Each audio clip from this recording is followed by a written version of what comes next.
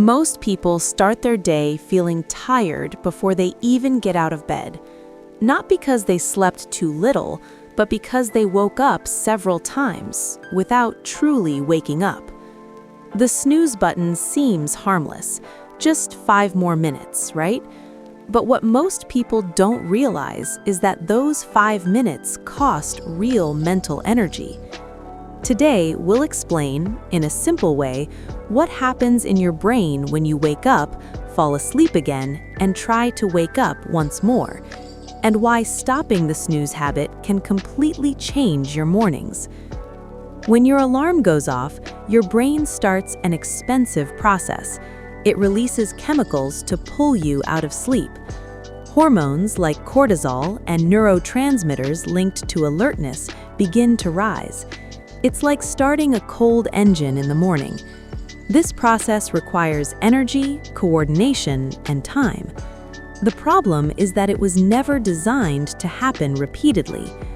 When you press the snooze button, your brain thinks the danger is gone.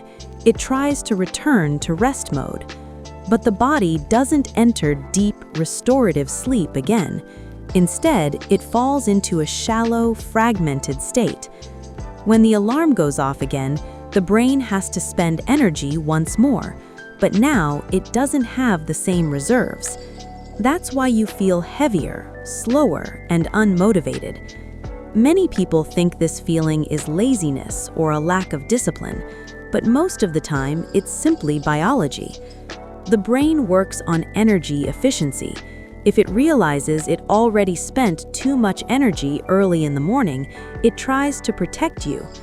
This shows up as sluggishness, low motivation, and the desire to stay in bed. It's not weakness, it's a system trying to avoid waste. When you wake up the first time, your brain completes the process correctly. It transitions from sleep to alertness in a continuous way. This preserves energy, reduces mental confusion, and helps the body adapt better to the rest of the day. People who don't use snooze aren't stronger, they simply don't interrupt the process.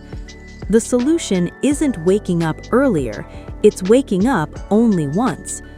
A few simple strategies help: placing the alarm far from the bed, exposing yourself to natural light, drinking water immediately, moving your body, even if your mind complains.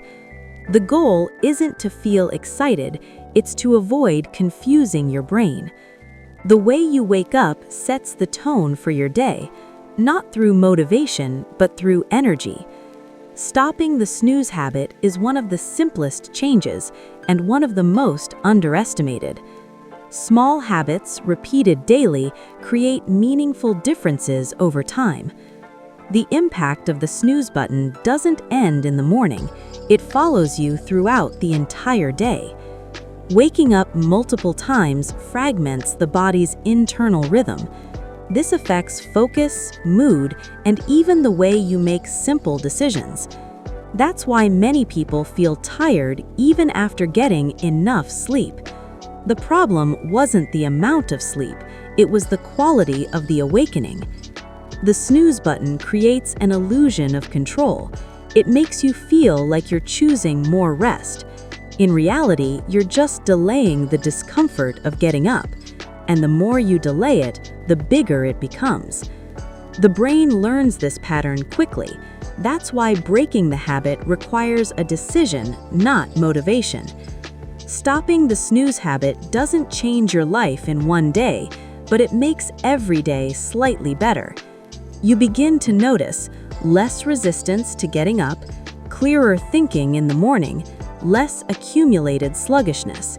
It's a small adjustment with a daily return. Habits don't work because they're hard, they work because they're repeated. Tomorrow, when the alarm goes off, remember this: your brain only needs to wake up once. Starting the day well doesn't require willpower, it requires fewer interruptions.